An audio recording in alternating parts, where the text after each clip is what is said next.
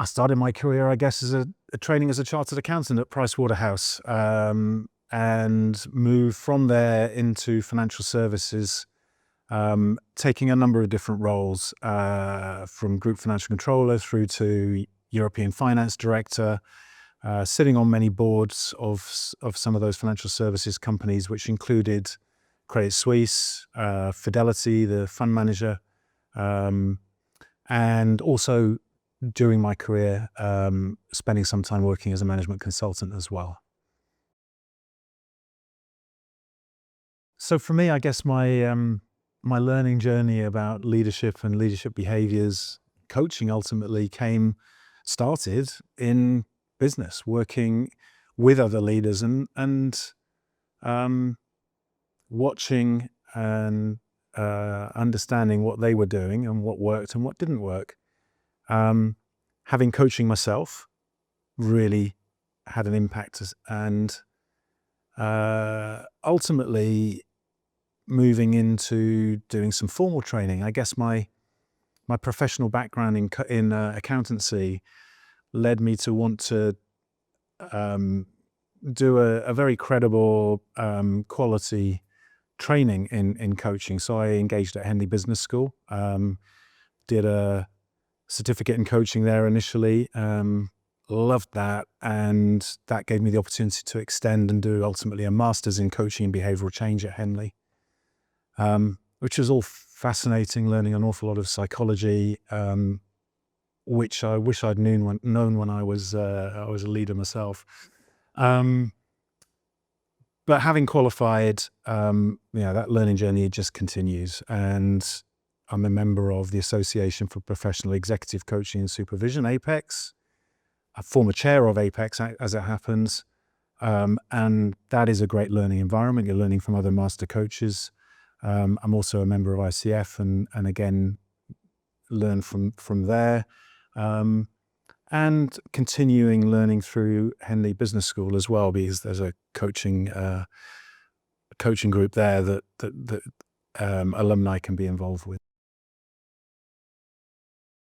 In terms of leadership models and coaching models and approaches, one of the things that I really loved about my training at Henley on the master's course was their eclectic approach to coaching. So rather than subscribe to one particular type of coaching, one particular methodology, I believe, and they believe, that we should try and pick the relevant tool for the relevant point that you're working on with an individual. Saying that, I don't tend to use an awful lot of tools in my coaching.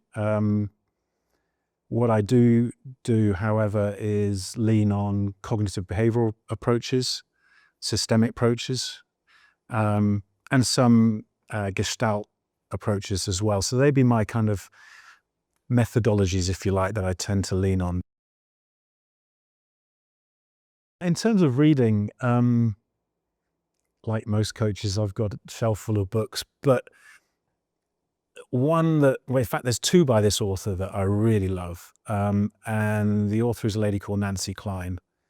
And she wrote a book called Time to Think and another book called More Time to Think. And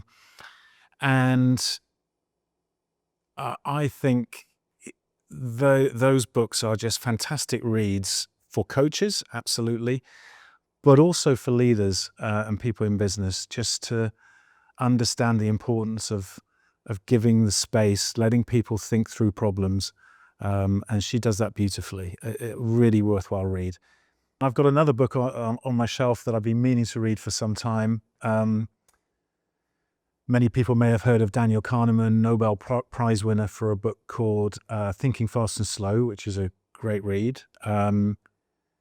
But his second book is called Noise, and that's sitting there for me to read. His first book was all about human biases and how our brains tend to think fast most of the time based on experiences in the past. And actually, sometimes we need to slow down and think more rationally and logically through a problem. I think one of the biggest challenges that I'm seeing regularly, especially dealing with senior board level executives, is time.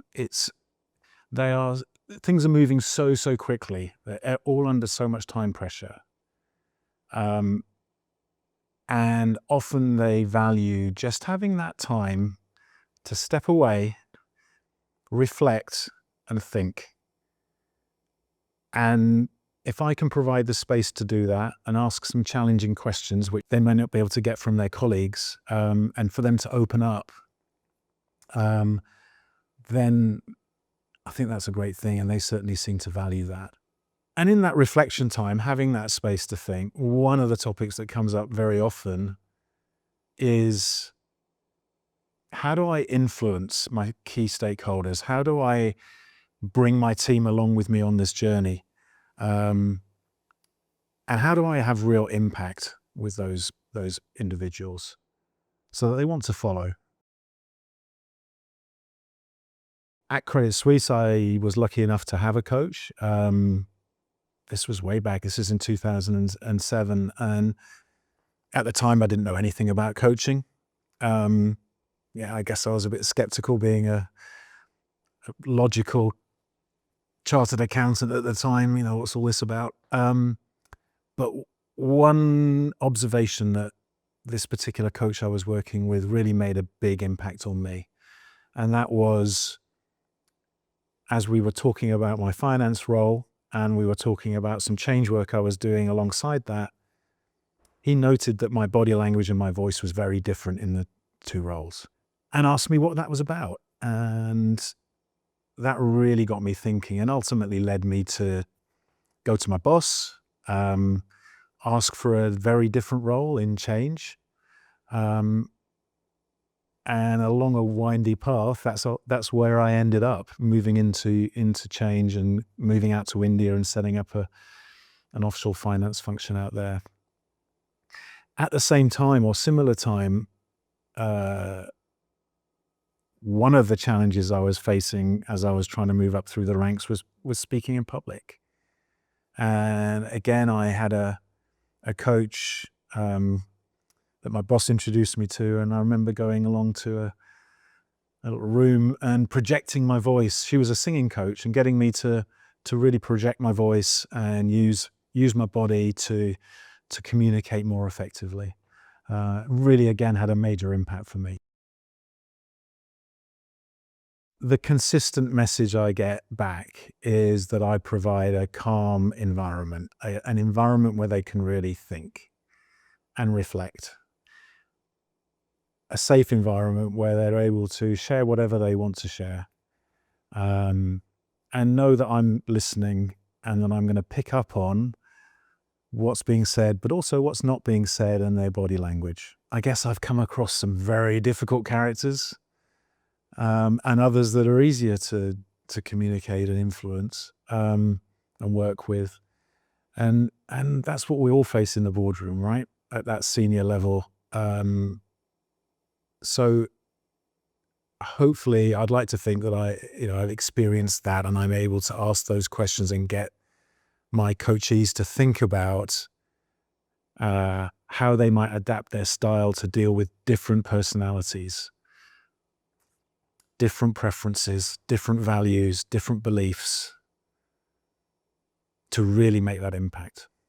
Coaching at the C-suite level versus at the director level or middle management level is quite different, I find. Very often at the director level, it's about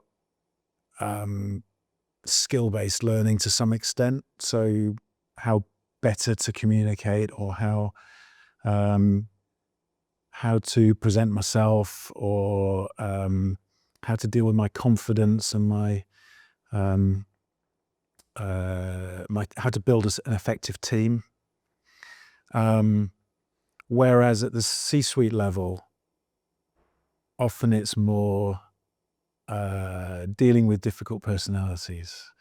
It's finding the time to work with somebody totally independent share your thoughts and ideas and have them challenge you, because you can't do that at the C-suite level with some of your colleagues a lot of the time. You can have that honest, open conversation and have that coach challenge you and to get you to think about what you're proposing in that C-suite coaching environment, I think. You've been there.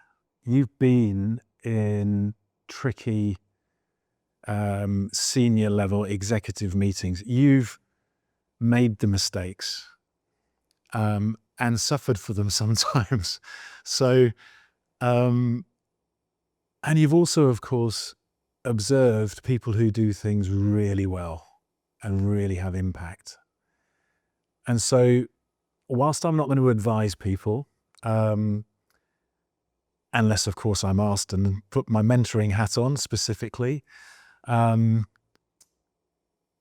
hope I'm able to ask the right questions, really strong, pertinent, challenging questions that are going to get them thinking, and help them to come up with different approaches, different ways of doing things. I don't think I'd be able to do that if I hadn't sat in that boardroom and been on that ladder working the way up to that position.